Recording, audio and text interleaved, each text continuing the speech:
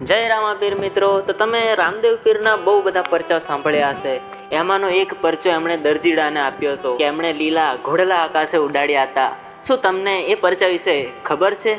શું તમે એ પરચા પાછળનો ઇતિહાસ જાણો છો કે ખરેખર શું થયું હતું? કેમ રામદેવે દરજીને પરચો આપ્યો હતો? કેમ એમણે આકાશમાં ઘોડલા ઉડાડ્યા હતા? કે જ્યારે રામદેવ પીર નાના હતા ને ત્યારે એમણે એમના રાજમહેલમાં ઘોડાઓને દોડતા જોયા, એની ઉપર બધા રાજાઓ બેસીને જતા હતા. તો રામદેવ પીરને પણ અંદરથી ઈચ્છા થઈ કે મારે બી ઘોડો જોઈએ છે.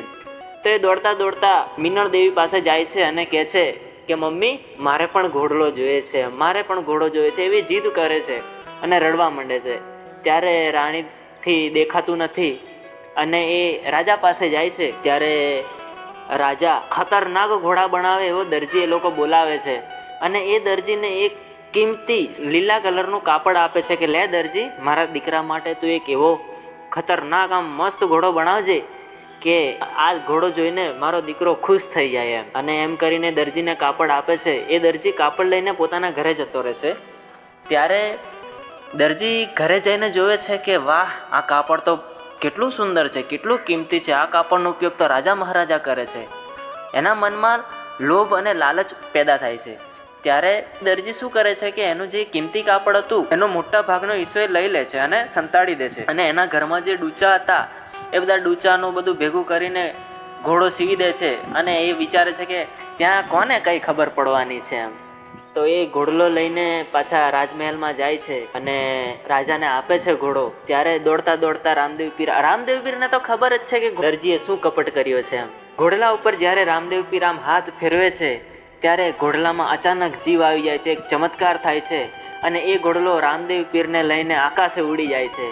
ત્યારે રાજા અને રાણી એકદમ આશ્ચર્યચકિત થઈ જાય છે, ગભરાઈ જાય છે કે આ શું થઈ ગયું. રાજા એકદમ ક્રોધિત થઈ જાય છે દરજી ઉપર કે તે જ કંઈક જાદુ કર્યું છે, તે જ કંઈક કર્યું છે એમ કરીને બરાબર રાજા ક્રોધિત થઈ જાય છે. દરજીને સજા કરે છે, કાળકોઠરીમાં પૂરી દે છે. આ બધું રામદેવ પીરની કરામત હતી. એમણે દરજીને સબક શીખવાડવા માટે આવું કર્યું હતું. તો રાજા જ્યારે દરજીને કાળકોઠરીમાં પૂરી દે છે ત્યારે દરજીને અહેસાસ થઈ જાય છે કે આ મારી ભૂલનું પરિણામ છે, આ બધું મારા છલ કપટથી થયું છે.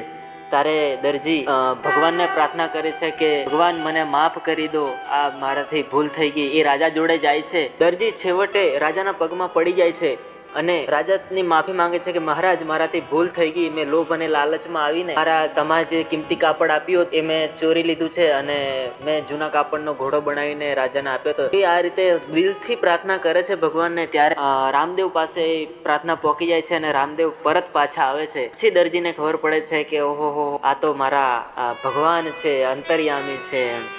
આ રીતે દરજીને સબક પણ શીખવાડી દીધો અને રામદેવ પાછા પણ આવી ગયા. આ રીતે રામદેવે દરજીને પરચો આપ્યો હતો. કેવી લાગી તમને આ કથા? કેવો લાગ્યો પરચો? અને મારાથી કંઈક બોલવામાં ભૂલ થઈ હોય તો માફ કરજો અને આજુબાજુના ઘોંઘાટને ઇગ્નોર કરજો. અને આવી જ કથા સાંભળવા માટે, આવા જ વિડીયો જોવા માટે અમારી કથાવા ગુજરાતી ચેનલને સબસ્ક્રાઈબ કરજો. જય માતાજી.